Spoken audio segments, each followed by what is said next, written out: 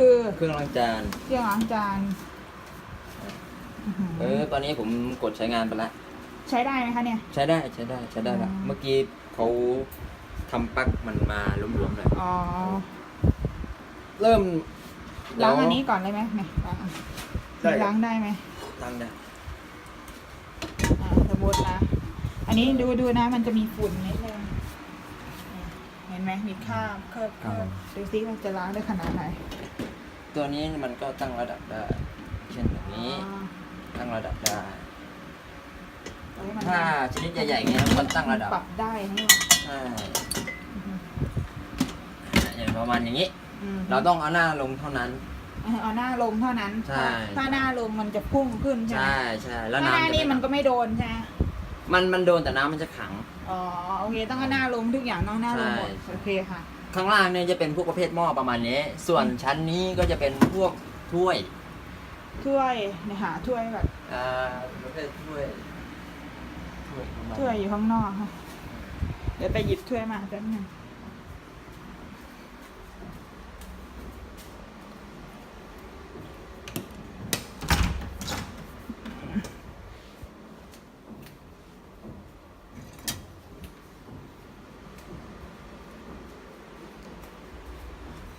นี่ค่ะพี่เอาถ้วยเลยค่ะ ถ้วยก็จะอยู่ในลักษณะประมาณนี้ อ๋อมันจะเป็นอย่างนี้ ครับผม วางอย่างนี้ แล้วอย่างนี้ก็ได้ อยู่ที่ วางอย่างนี้ก็ได้ อยู่ที่เราว่าเราจะวางยังไงก็ได้ครับผม ครับผม ส่วนชั้นนี้ มีดช้อนนี่ล้างได้ไหมคะ ล้างได้ครับ ล้างตรงไหน ข้างบนเนี่ยจะเป็นพวกมีดวาง อ๋อ มีดช้อน ใช่ อะไร พวก ได้หมด ช้อนส้อมตะเกียบอยู่ข้างบนทั้งหมด โอเค วางก็ต้องวางแบบว่าวางเรียงอย่างนี้นะฮะ อย่าวางทิ่มลง ต้องวางให้มันหันไปอย่างนี้ ใช่ อย่าวางอย่างนี้ ใช่ ค่ะโอเคก็คือเช่น มีตะเกียบไหมมีมีดไหม เนี่ย นี่ก็จะ เล็กๆกันเล็กๆใช่ จะวางอยู่ประมาณอย่างนี้ อ๋อ ครับผม นี่โอเค จะวางอยู่ประมาณนี้เลย ห้ามวางอย่างนี้นะคะ วางให้มันเป็นเฉียงอย่างนี้ได้หมด ใช่ถ้ามัน โอเค ด้ามใหญ่ก็ต้องเว้นระยะห่างให้เขานิดนึง โอเคโอเค ประมาณนี้ ยกตัวอย่าง3 อันพอนะคะ ครับผมแล้วก็ปึ๊บแล้วก็ไป คือ แล้วก็ไป คือ เสร็จ พวก ปึ๊ ตะลุ บ งตะหลิวก็อยู่ข้างบนเนาะ ครับผมอยู่ข้างบนทั้งหมด ค่ะ พวกนี้ฝั่งนี้ก็จะเป็นพวกถ้วยฝั่งนี้ก็จะเป็น หม้อของใหญ่ ใช่ ๆ แล้ว กานี้ก็อยู่อย่างนี้ได้ มีจานไหมฮะ กาชา จาน อือฮึ มีจานไหมเดี๋ยวไม่ เอา มี ไหม จานจานพี่จาน กาชานะลองไหม จานดินข้าวจานจริง อ๋อจานเหรอจานเอาไว้ไหนคะ จานจะวางอย่างนี้วางอย่างนี้วางเสียบเข้าไป จานอยู่ข้างนอก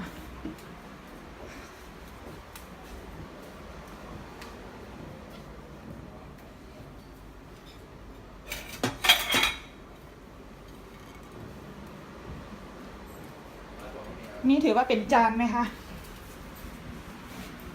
เป็นไหมจานไหม ใช่ตัวนี้ก็จะวางอยู่ในลักษณะประมาณนี้ อ๋อโอเค ครับผมแล้วก็วางเรียงไปเลย โอเคอันเนี้ย พอเสร็จปุ๊บไอ้ตัวนี้ ขึ้น มาเป็นเรื่องน้ำยา ตัวนี้เป็นน้ำยาล้าง น้ำยาล้างฮะ น้ำยาล้างมีไหม มี น้ำยาล้าง พี่บอกทีเดียวได้ไหม อะไรเนี่ยน่าไปดูชุดน้ำยาล้าง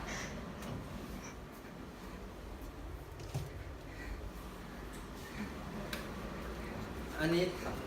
อะไรอ่ะ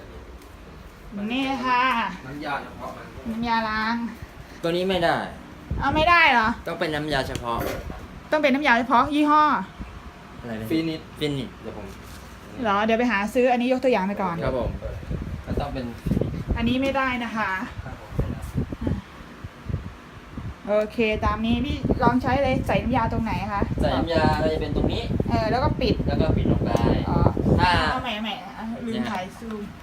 ถ้าเราใส่ไปปุ๊บตัวนี้จะเป็นแบบผง อ่า แล้วก็ปิดลงไป โอเค ถ้าเราจะเปิดใส่ใหม่แล้วก็เปิดตรงนี้ โอเค ครับผมส่วนตัวนี้เป็นเคลือบเงา เคลือบเงาด้วย ใช่ตัวนี้เป็นเคลือบเงา โอเค เราทำให้จานแห้งไวแล้วก็เงา โอเค ครับผมแล้วก็ปิดลงปุ๊บตัวเนี้ยใส่ให้เต็มเลย ถ้ามันหมดมันจะขึ้นโชว์หน้าจอ โอเค แต่ตัวนี้ต้องใส่ทุกครั้ง อ่าฮะ ต้องใส่ทุกครั้งเลยที่เราจะล้าง โอเค ครับผม ปิดเลย แล้วก็ตัวนี้เลือกโปรแกรม นะอ๋อ ตัวนี้เป็นเปิดปิดอยู่ตรงนี้ เปิดมาปุ๊บเนี่ย โอเค ครับผม ตอนเนี้ยผมใช้โปรแกรมอยู่ที่ล้างตัวนี้อยู่ ก็คือล้างถ้วยชาม ใช่ อันนี้มันไม่ใช่นาทีนะฮะ มันเป็นองศา 45 50 ตัวนี้ก็เป็นออโต้ แต่ถ้าเยอะๆอย่างเงี้ยควรเลือกอะไร ถ้าเยอะๆนี่ควรเป็นออโต้มากกว่า ออโต้ ครับผม จริงๆควรออโต้ทุกครั้งก็ดีนะ ใช่ครับ แต่ตัวเนี้ยผมกดใช้ไปแล้วอ่ะ เราไม่สามารถกดอะไรได้เลย นอกจากเราต้องกดรีเซ็ตไปก่อน โอเค ต้องปิดก่อนไหมค่อยกดสตาร์ทกดสตาร์ทตรงนี้นะครับ ผม เนี่ยฮะ ต้องรออีก1 นาที ถ้าเรากดไปแล้วอ่ะ มันกดอย่างอื่นไม่ได้ มันจะทำงานจนจบโปรแกรม โอเคตามนั้น แล้วเราต้องรออีก1 นาที รอ1 นาที ครับผม อันนี้ครับ รอเดี๋ยวมาทายใหม่นะคะน้ำยานะคะ น้ำยาล้าง เนี่ยน้ำยายี่ห้อนี้นะคะฟินิชโอเคค่ะ เดี๋ยวไปหาซื้อ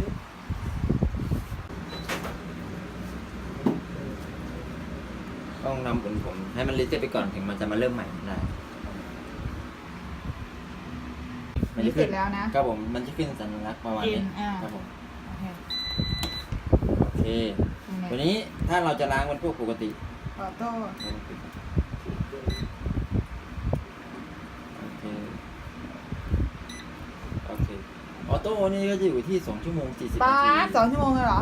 ถ้าเราจะให้มันเร็วขึ้น มันมีตัวสปีดตัวนี้ เหลือ1 ชั่วโมง อ๋อเร็วขึ้นให้กดตรงไหนนะทางนี้เหรอ ตัวนี้ฮะ อ๋อโอเค ครับผม โอเค แต่ถ้าเป็นล้างพวกจานแก้วพวกนี้ให้กดตัวนี้ก็ได้ อ่า ครับผม แต่ถ้ามันมีหม้อด้วยต้องใช้ออโต้เท่านั้น โอเคดี ครับ กว่า ผม แต่ถ้าไม่มีหม้อเราก็ใช้ตัวนี้มันแค่35 นาที โอเค แล้วอันนี้เป่าแห้งไหมคะอัน แห้ นี้ ง แห้งเลยใช้กินต่อไปได้เลย ได้เลยครับผ โอ ม เค ก็คือไม่ต้องมาเช็ดอะไรยุ่ง ใช่ ยากเลย ใช่ครับผม โอเคตามนั้น ก็ ค่ะ ออโต้เนี่ยมันจะมีอุณหภูมิมันยังก็แตกต่างกันเห็นไหมฮะ อ๋อ อันนี้เราก็ใช้กลางๆไปเลยตัวเนี้ยคือมันจะใช้กลางๆดีกว่า